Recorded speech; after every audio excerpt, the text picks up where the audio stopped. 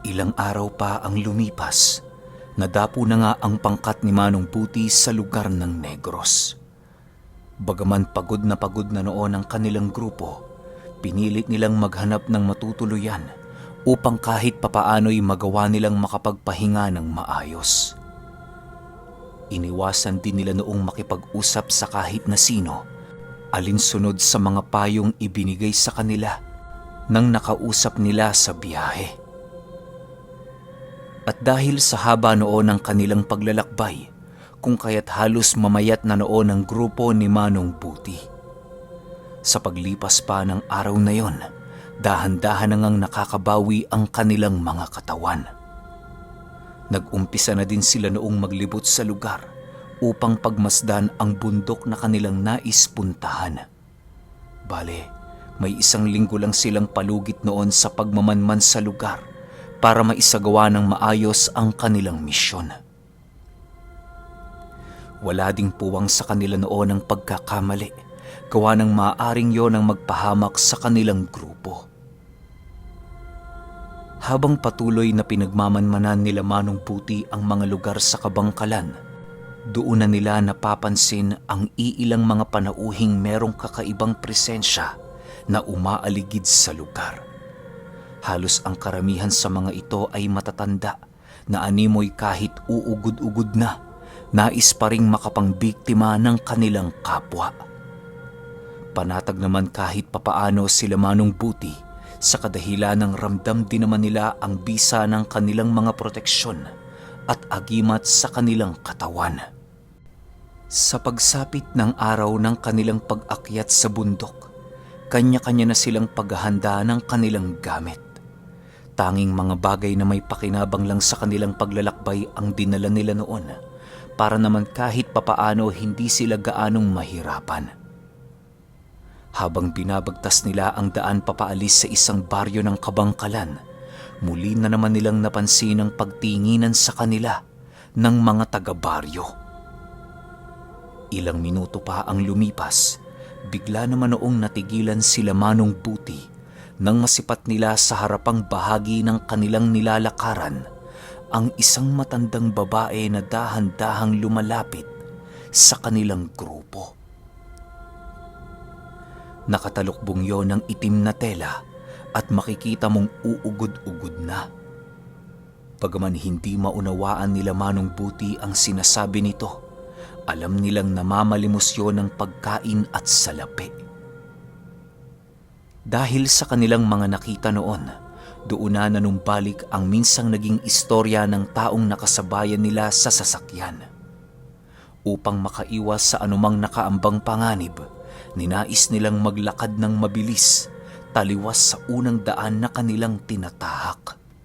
Yun na lamang ang kanilang naisip na paraan para naman kahit papaano'y matakasan ang matandang nagmamakaawa sa kanilang pangkat. Habang patuloy nilang nilalayuan ang matanda, kitang-kita ni Manong Buti ang pagtigil nito habang dahan-dahang inaalis ang kanyang talukbong. Pagsilay ng matanda sa kanilang kinaroroonan, laking gulat na lamang niya nang makita niya itong ngumisi habang sila'y pinagmamasdan. Hindi naman niya ito gaanong pinansin sa kadahilan ng alam din naman niya kahit papaano na ligtas ang kanilang grupo basta't patuloy nilang lalayuan ito. Manong Buti, sigurado ka hubang yun na ang matandang tinutukoy ng ating kasabayan? Baka naman ho nagkakamali ka. Paano kung kailangan talaga ng matandang yon ang tulong natin? Wika ni Bitang habang sila ay naglalakad. Problema na nila yon. Hindi tayo pumunta dito para magkawang gawa, Bitang. Alalahanin mo, konting pagkakamali lang natin sa lugar na ito. Maaaring hindi na tayo makauwi. Sagot naman ni Manong Buti. Matapos ang kanilang pag-uusap, mabilisan din naman nilang binagtas ang daan patungo sa isang liblib. Halos naghanap talaga sila noon ng isang lugar na nakatago sa mga daanang patungo sa baryo, nang sa gayoy doon na nila magawa ang kanilang mga naisip na plano.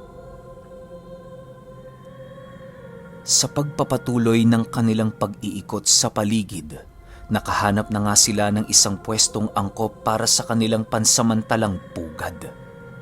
Mananatili sila roon ng ilang araw nang sa gayoy magawa nilang mapag-aralan ng husto ang lugar na kanilang pupuntahan. Bagaman klaro ang impormasyong nakalathala sa mapa, marami pa ring naging palaisipan para kay Manong Buti sa kadahilanang alam niya sa kanyang sariling matagal na panahon nang naisulat ang mapang yun. Kung hindi siya nagkakamali na ang bundok na tinutukoy nito ay maaaring nagbago na ang wangis dahil sa napakahabang panahong lumipas. Kapag nagkataong matumbok nila ang maling lugar, paniguradong mapapagod lamang ang kanilang grupo at babalik sa umpisa ang kanilang paghahanap. Ang mga ganyang bagay noon ang iniiwasang mangyari ni Manong Buti sa kadahilanang nakasaad doon sa mapang kanyang hawak-hawak na pugad ng mga mambabarang at iba pang uri ng mga nilalang ang bundok na nakapalibot sa lugar na kanilang hinahanap. Habang pinag-aaralan noon ni Manong Buti ang mapa, may mga bagay siya doong nakitang pumukaw ng kanyang atensyon. Pagsilay niya sa mga batong nakausli sa paanan ng bundok na kanyang nais makita, doon na dahan-dahang nanlaki ang kanyang mga mata. Alam niya sa kanyang sarili noon na yon ang hinahanap niyang susi upang matagumpay nilang malaman kung ang bundok ba na kanilang papasukin ay ang pinaglalagakan ng kinabagbaga ng kalyon. Sa pagpapatuloy ng kanyang pagmamasid at pag-aanalisa sa mapa, doon na nga siya nagbigay utos sa kanyang mga kasama. Dali-dali naman noong lumapit sa kanya sila Miguel nang sa gayoy magawa nitong malaman ang kanyang iuutos. "Ano ho yun, Manong Buti?" tanong ni Miguel. "Maaari nyo bang libutin ang bundok na yan? Maghanap kayo ng 3 malalaking batong nakausli sa paanan nito. Kapag wala kayong nakita, bumalik kayo rito." Sagot naman ni Manong Buti habang itinuturo ang isang di kalakihang bundok sa harapan na kanilang kinatatayuan. Matapos itong malaman ng kanyang mga kasama, dali-dali din namang kumuha ng mga gamit ang mga ito at walang pagdadalawang isip na nilibot ang buong lugar. Si Manong Buti naman noon, piniling bumalik na sa kanilang pinagkukutaan nang sa gayoy makapagluto na siya ng kanilang makakain. Sa pagsapit ng hapon noong mismong araw, nakabalik na nga ang kanyang mga kasama na halos para ng dahon na nalanta. Hindi kasi biro ang kanilang ginawang pag-iikot noon sa kadahilanang masyadong malapad ang paanan ng bundok na kanilang inikot. Pagsilay nila Miguel noon kay Manong Buti, dali-dali nila itong nilapitan upang ilahad ang mga bagay na kanilang nasilayan. Nang malaman ni Manong Buti na wala sa bundok na yon ang kanilang hinahanap, napagpasyahan nilang tapusin na muna ang kanilang pananghalian bago umusad sa susunod na bundok. Habang papasapit na noon ang takip silim, patuloy pa rin naman silang naglalakad patungo sa lugar na nais nilang marating. Hindi naman nila alintana noon ang dilim ng paligid, gawa ng nakahanda anumang oras ang kanilang mga armas sa mga sitwasyong hindi nila inaasahan. Sa pagsapit ng lalim ng gabi, ninais nila Manong Buti na maghanap ng lugar na maaari nilang palipasan ng buong magdamag. Dahil sa mga dala nila noong makabagong kagamitan, kaya na may hindi mahirap sa kanila ang manatili sa kahit na anong lugar o kagubatan. Ang tanging problema lamang nila doon ay ang mga hayop na magagawi sa kanilang pinagpapahingahan. Habang patuloy na pinag-aaralan ni Manong Buti ang kasalukuyan nilang kinaroroonan, panay naman ang ginagawang pagbabantay nila Miguel sa buong paligid. Ilang minuto pa noon ang lumipas, bigla namang itinigil ni Manong Buti ang kanyang pananaliksik sa kadahilanang may kung anong memorya ang pumasok sa kanyang isipan. "Bakit ho, Manong Buti? May problema ho ba?" Tanong ni Miguel pagsilay sa kanya nitong nakatitig sa kawalan. Matapos naman itong marinig ni Manong Buti, bigla namang nanumbalik ang kanyang diwa at kasabay nito ang pagsagot niya ng, "Kunin mo nga yung tinabi kong kandila. Mukhang alam ko na kung saan tayo pupunta." Nang marinig naman ni Miguel ang sinabi nito, dali-dali naman niyang kinuha ang kandila alinsunod sa utos ng kanilang pinuno. Nang makuha na ito ni Manong Buti, agad naman siyang humanap ng isang lugar na hindi napapasok ng hangin na sumisimoy sa buong paligid. Ginawa niya ito nang sa gayoy magawa niyang masindihan ang kandilang kanyang tangan-tangan. Hindi naman siya noon gaanong inistorbo ng kanyang mga kasama para maituon niya ang kanyang buong wisyo sa mga bagay na nais niyang malaman.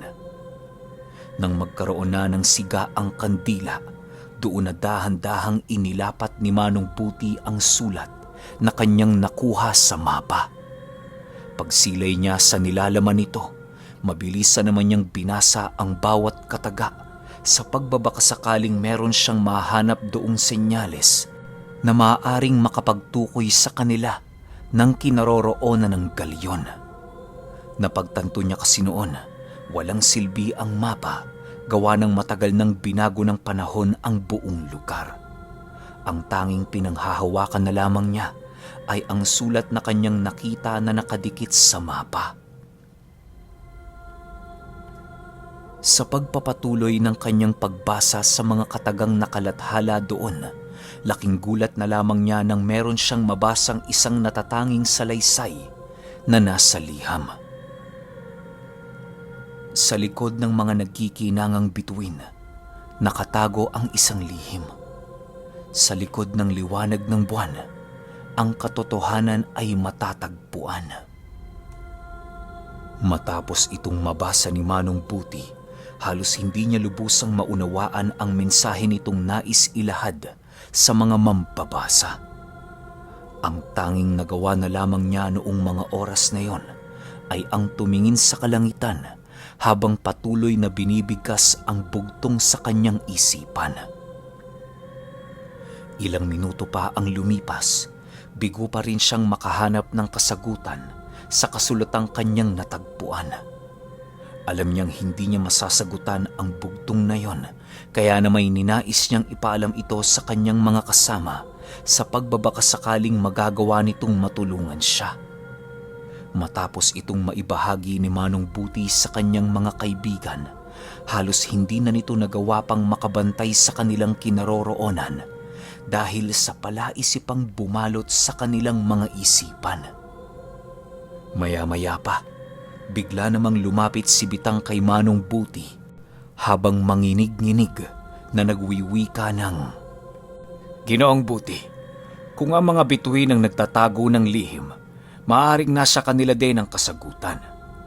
Ang liwanag siguro ng buwang nakalathala sa bugtong, maaaring isang panliligaw o gabay lamang sa mga nakakabasa nito.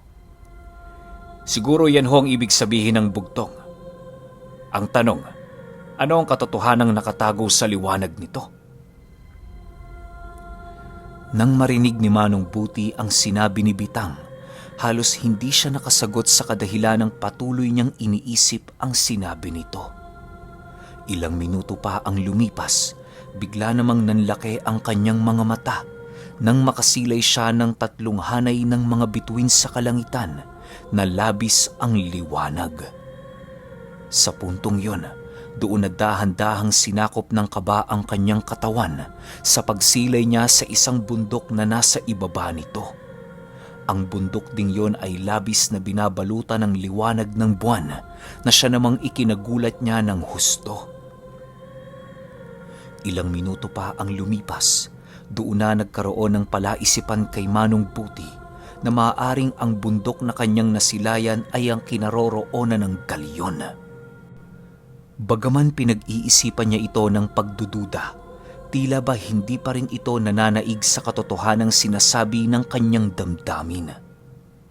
Ilang minuto pa ang lumipas, doon na nga sinabi ni Manong Buti sa kanyang grupo ang kanilang susunod na gagawin.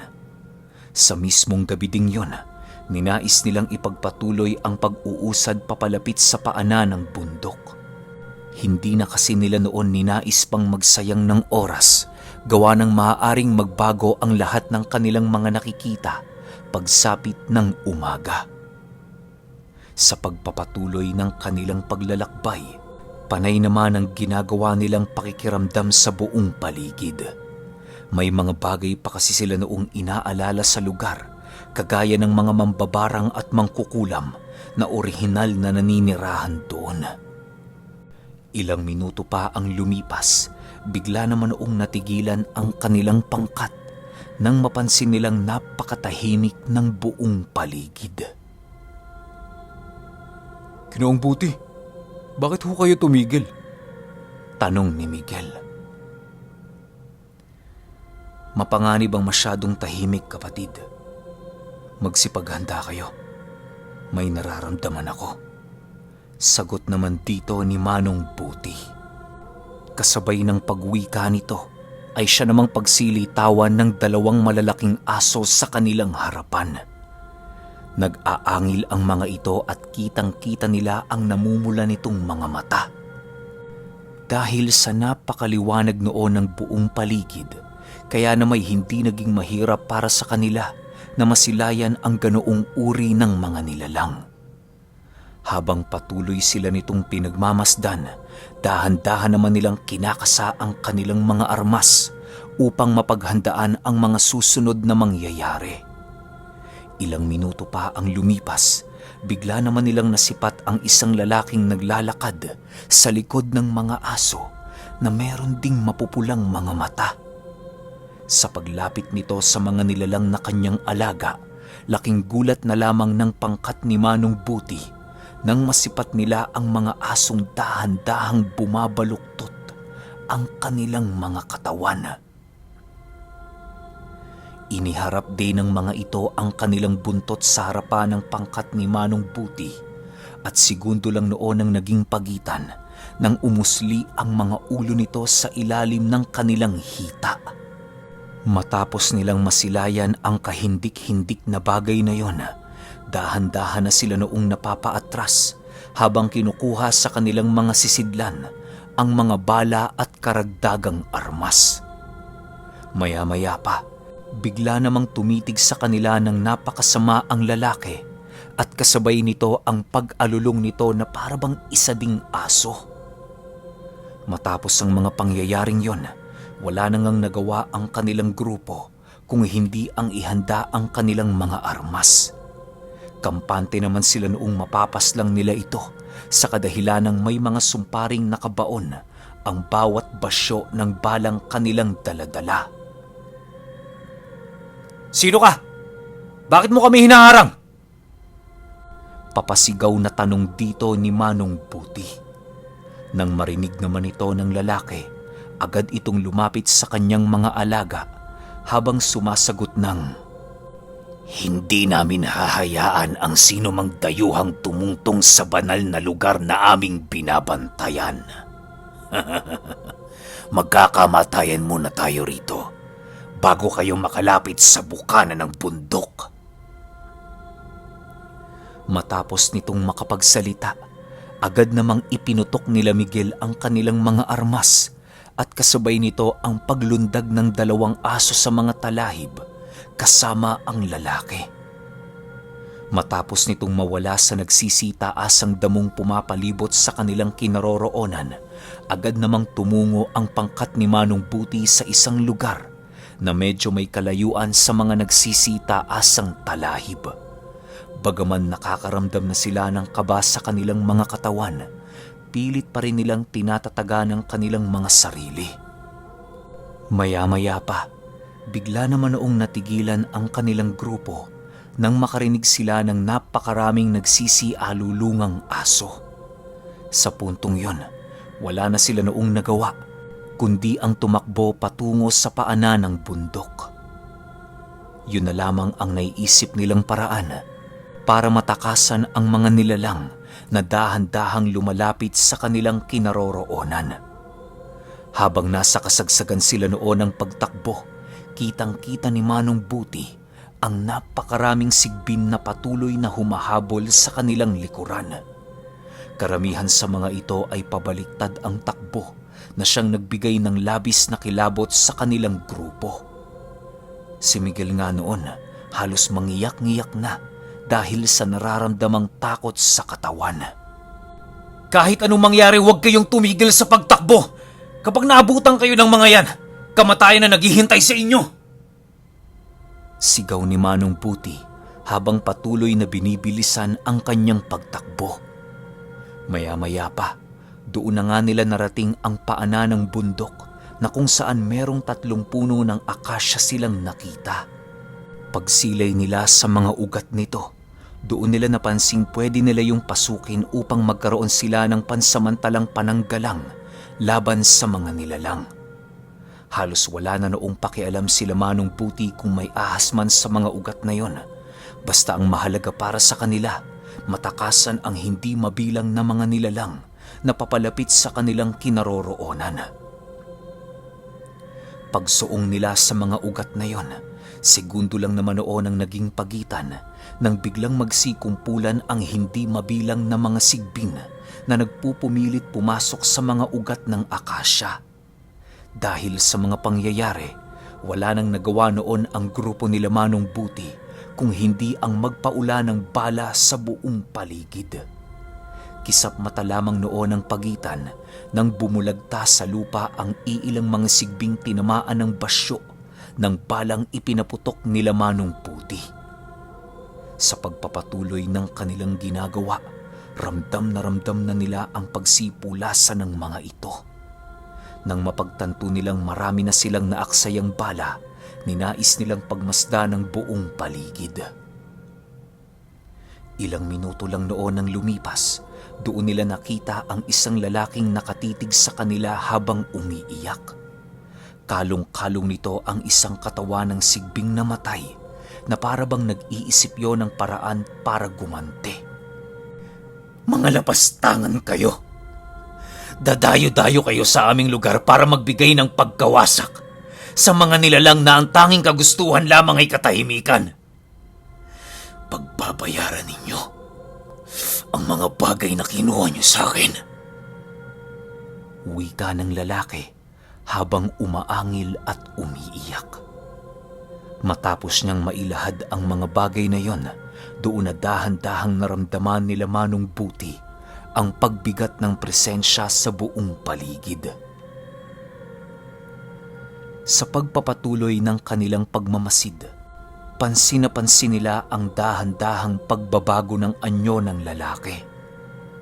Ilang minuto pa noon ang lumipas, laking gulat na lamang nila nang makita nila ang lalaking tinutubuan ng napakaraming buhok sa katawan. Nagsisilagasan na din ng mga ngipin nito at napapalitan ng mga pangil.